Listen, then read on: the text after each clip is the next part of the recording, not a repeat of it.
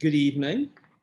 It gives me great pleasure to introduce this evening's Aga Khan Lecture Series speaker, Professor Renata Holod, College of Women's Class of 1963 term professor in the Humanities, History of Art Department, Emerita since 2019, and also curator of the Near East section at the Penn Museum, University of Pennsylvania, Philadelphia. Renata is actually one of the very few people that I have seen in person during this COVID ordeal over the span of 2020, during a hike that we took together in the Catskills last summer, which is a real high point of the year. Since embarking on her academic career in 1972 at UPenn, this was the same year that she graduated from the PhD program at Harvard, Renata has been a constant innovator, but also a source of innovation in the classroom, advising students in a range of disciplines, of which art history is but one. She's published on topics ranging from the earliest periods of Islam to the contemporary in art history, architectural history, urbanism, as well as archaeology, with books on Architecture and Community, Building in the Islamic World Today from 1983, The Contemporary Mosque from 1997, as well as the co-authored City in the Desert on Kasr el-Hayr Sharqi from 1978, Modern Turkish Architecture, 1984, and The City in the Islamic World from 2008, as well as many articles on varied topics that also include studies on the art of the object spanning the medieval period across Iberia and Iran. In recent years, she's returned her focus to archaeology through fieldwork in Tunisia, Uzbekistan, and the Pontic steppe of the Ukraine. These multi-year investigations have already yielded several volumes and articles, with the second volume on Jerba, An Island Through Time, Jerba Studies, currently in its final state of preparation, and also The Last Kurgan, a 13th century prince's burial in the Black Sea steppe, which is under preparation with Alexander Helenko, Yuri Rasamakin, and Warren Woodfin. Beyond her contributions to scholarship, Renata has also been fully engaged as a citizen and has served in numerous committees, consultancies, and review boards at a variety of institutions where she's provided leadership, guidance, and served as an advocate for different fields of study. She was one of the founding committee members, for example, that established the Aga Khan Award for Architecture. Only last year, Renata received the Middle East Studies Association Award for Mentorship, only her most recent award and honor, offering an indication of her many distinctions as a scholar. This came in recognition of her outstanding work as a teacher and a mentor inside and outside the classroom. And I know all of these things very well myself as one of her students and also now colleagues. So tonight she'll speak to us about an aspect of current research and a different mode of archaeology, working through the incompletely studied finds of excavations at Rayy in Iran, conducted by Erich Schmidt in the mid to late 1930s. Following the end of Renata's presentation this evening, you'll have the opportunity to either raise your hand or pose a question in the Q&A box along the lower bar of the Zoom window, and I will manage the questions either by calling upon you if you've raised your hand or reading from the question that you type into the box. So without further ado, Renata's lecture tonight is titled The Visual and Material Culture of Rayy, as revealed to the excavations headed by Erich Schmidt in the late 1930s. Please join me in welcoming her. Thank you, David. This is a project that comes from excavating in the basement and the sub-basement of the Penn Museum. I just wanted to show you where Rayy is. essentially it's on the Azdan Plain and has been an area that has been continuously inhabited from very early on, literally the Mesolithic on to today, because Tehran is basically there. So here we go. Sorry, let me get this right here. Here we go. So the Greater Rayy Plain, this is a photograph actually that was made by the Schmidt expedition that had its own aerial photography. And you can see where Mount Damavand is, and the closer in you have essentially the then in the 1930s, this is the village of Veramin, which is basically the same area. So it represents, as I said, one of the oldest continuously inhabited sites, and continues until today. Here is Erich Schmidt on your left, standing in the high leather boots, and then next to him, in a Brooks Brothers seersucker suit, is actually George Miles, with whom I still did a summer seminar at the American Numismatic Society. Here they are, standing at the site of Rayy in 1934. So at the same time that we have aerial photography, we still have the fact that there were still camel caravans that were delivering supplies. At least, otherwise, why have this in the material? Now, the site itself is datable from various indications, mainly pottery, from the Parthian period through to the Mongol invasion of the 1220s. It looks like this, and so this is basically how it looked when Schmidt's expedition first started.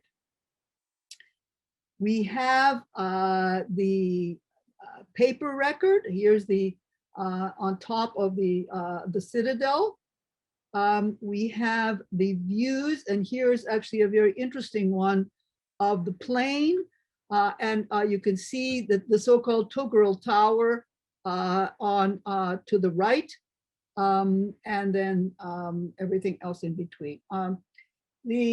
Some of this material has already been published by Rocco Rante, and I'm using his map, and I want to draw your attention to the fact where Rayy is various parts, and the greenish dots, and the Tuggeril Tower is actually quite far away from the others, and you will see that in a minute as we look at it. Okay, moving on.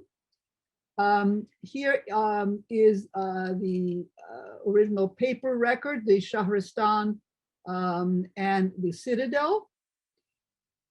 Here is and I found all of this in the sub-basement of the Penn Museum. Here is the overlay, which shows you where the excavations were and where the sites are, and all of the different parts that were still there at the time. And a very fine,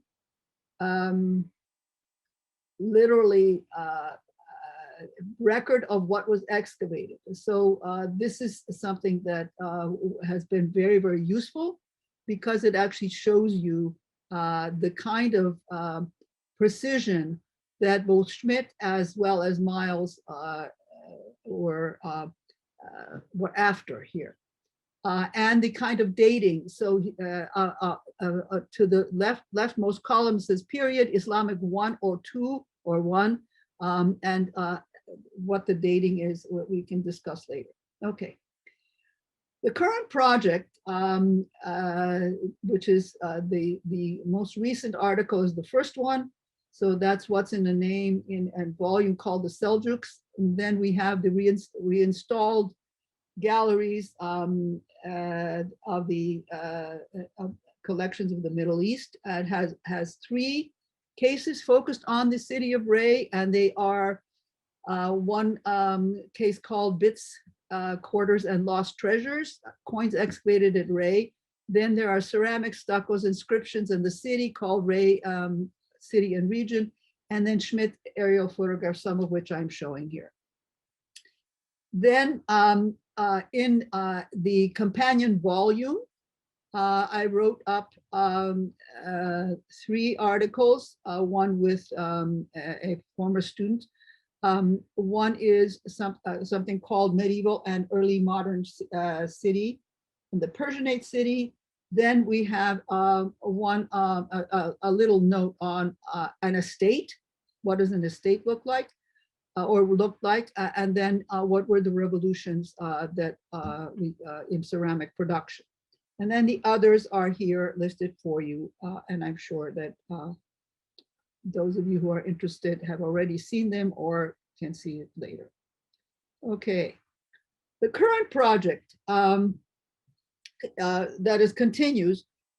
So we have the technical studies on the stoneware, body and glaze composition, the glass composition, the textiles were put on the agenda, for which I also raised money.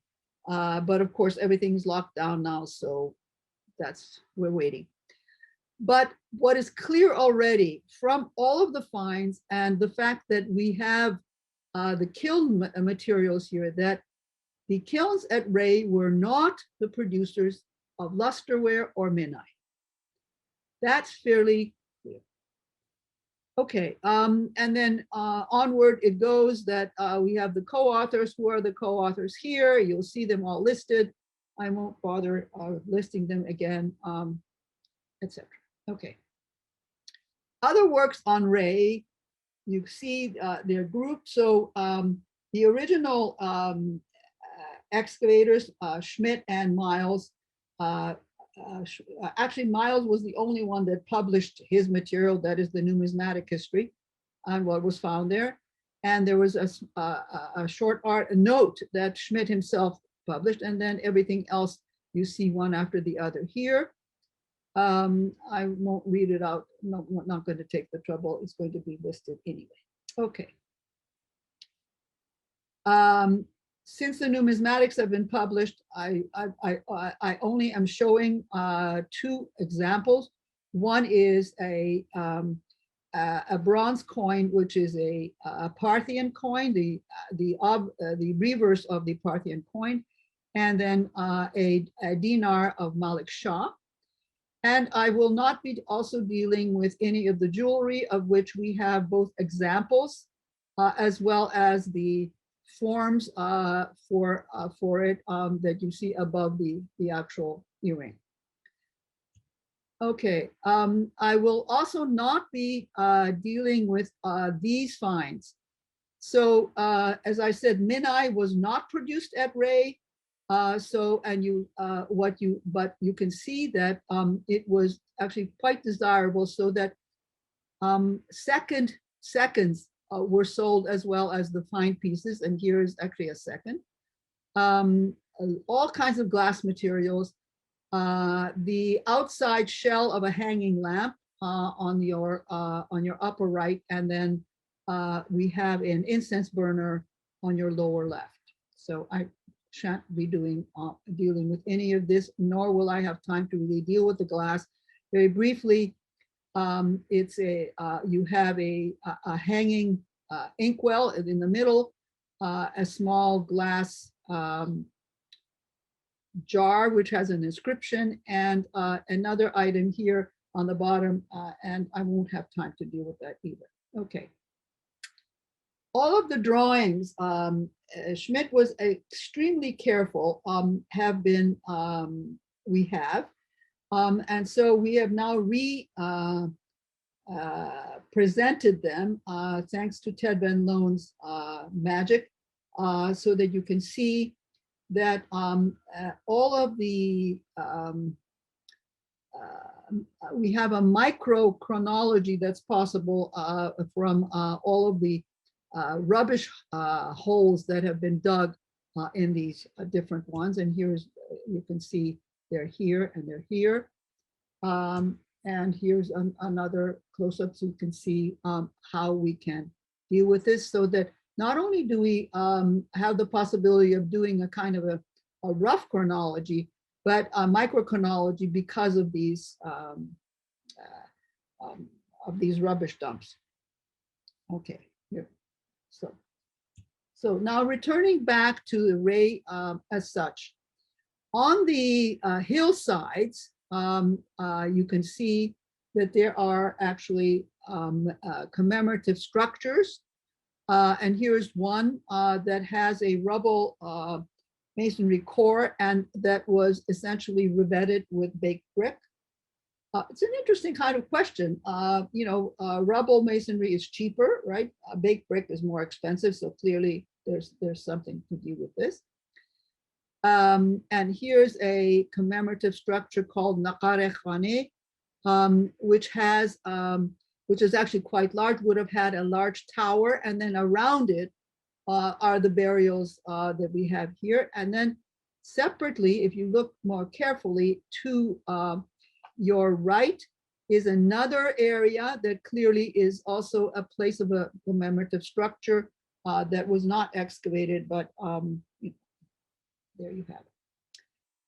Okay, in addition, in the collection, we have gravestones, and so we have a possibility of actually seeing what the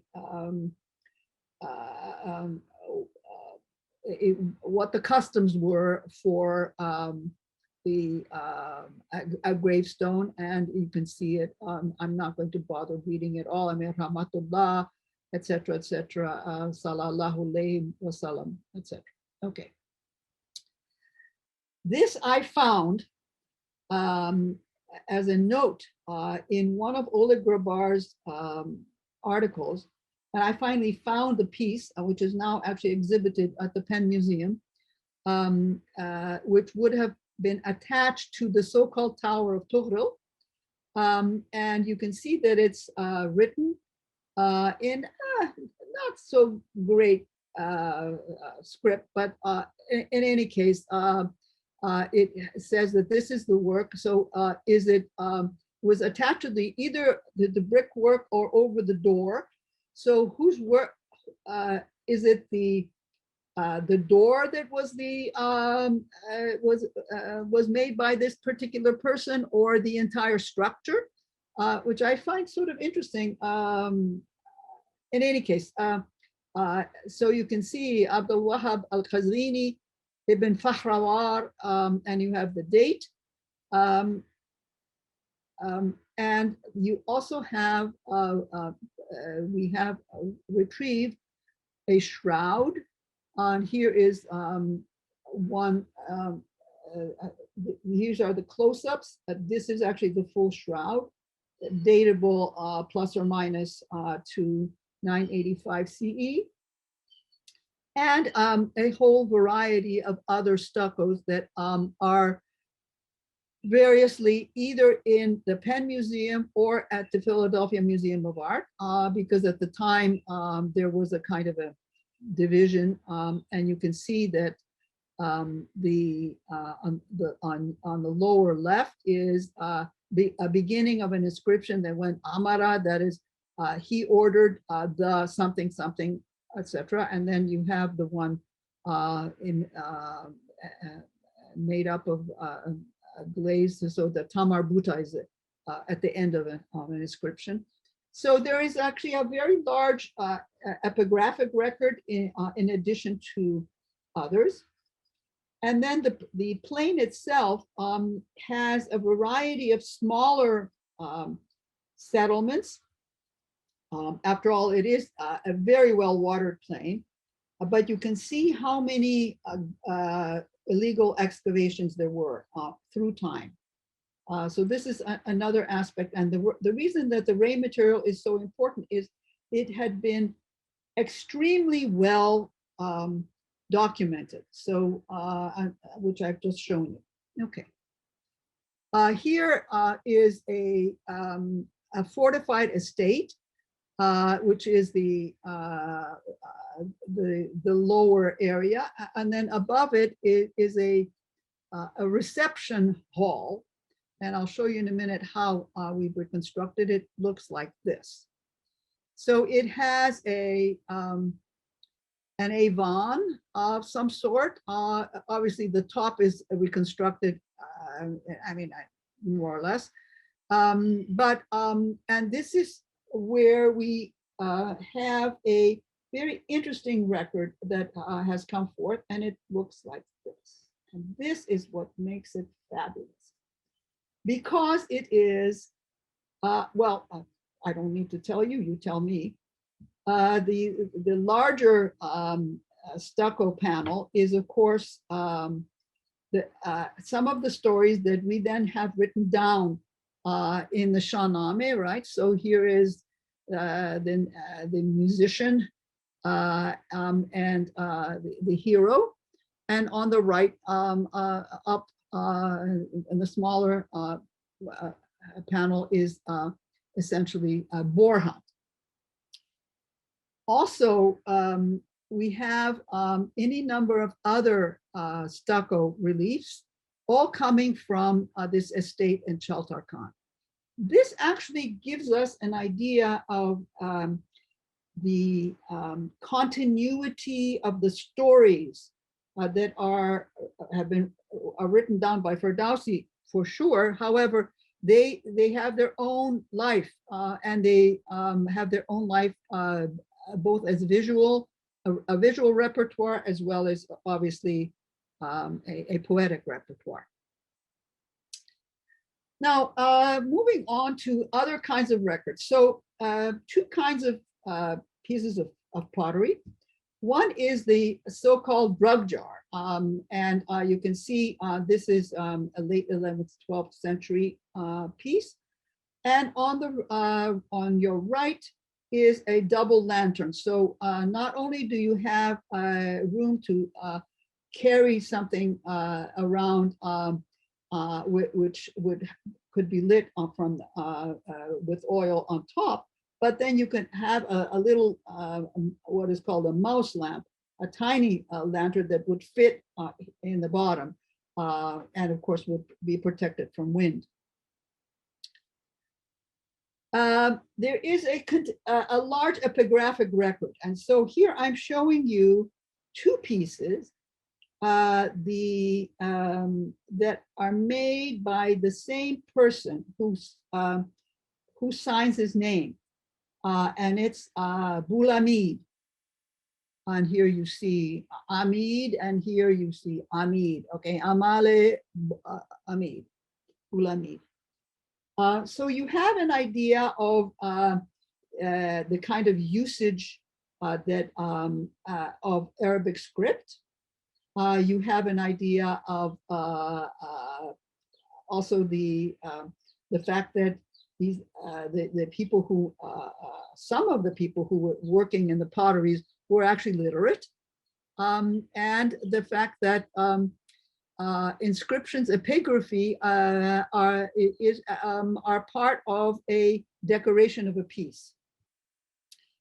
Here is one that is also molded where the top of, so you can imagine the division. The bottom is thrown on a wheel, and then the top is made specially, and here it's signed again. So how is it that we have these craftsmen that are literate and that have a possibility, you know, and are signing their names and everywhere? Yeah, here is Mahmud ibn Muhammad. Okay, Amale Mahmud ibn Muhammad. Okay. Now, the Kuzey Fuga, what are these things, and why is it that we have so many of them in every excavation that you can imagine? And here you have essentially just inscribed Ali, Ali, Ali, Ali all around. And why are they so thick? They are very very thick bodies.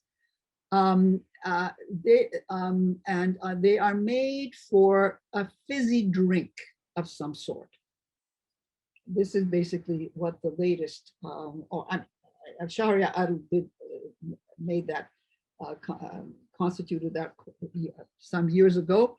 But essentially, I think it's a very good explanation. Here's one that has no epigraphy, but it's basically also very thick. You can see how thick the body is. And just listed for you on the bottom, you can see that the Rayy Azdan Plain has, Cheshme Ali, Nizamabad, Ashgabat, Chaltakan, Tepemil, Veramin, Tehran are continuously there, inhabited. Okay. Other kinds of things that were found at Rayy. So Chinese porcelain on the left, and the Rayy stone paste at Atikisaz, all excavated at Rayy, and you can see them quite clearly. Now, here is what Biruni said about Chinese porcelain. In Rayy, I had a friend among the merchants, a man from Isfahan, who entertained me at his house, and I saw that everything that he had there for the table, right? And he gives you the list of every single kind of thing and all of the names, right, to it, which I found is, amazing. And they were all made of Chinese porcelain. So we should not be surprised, right, that this is found in the excavation, because Biruni already told us this. So this is where you have a kind of a division, a parallelism between texts as well as excavations. That's actually quite rare. Rayy also imported material, so not only Chinese material, but also, for example, here is a piece that is made in Basra and also is signed. So here is a certain Abu Nasr who signed it. And it says Barakali Sahibihi as well. And then you've got the signature here, all neatly done for you as well. So not only is Rayy producing materials, but also is importing all kinds of material as well. So, okay. Here I'm showing you a series of bowls, all different sizes, again, made out of this kind of stoneware. But actually what is most interesting about it, and they're different sizes, obviously, so we've got the question of larger, smaller. We can deal with this in the questions if you're interested. Okay, but what I found most interesting is if you flip it over, you find this.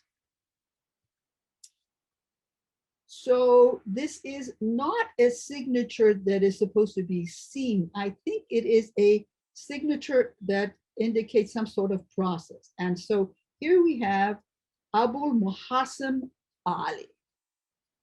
And notice where it's located. So it's upside down to the piece.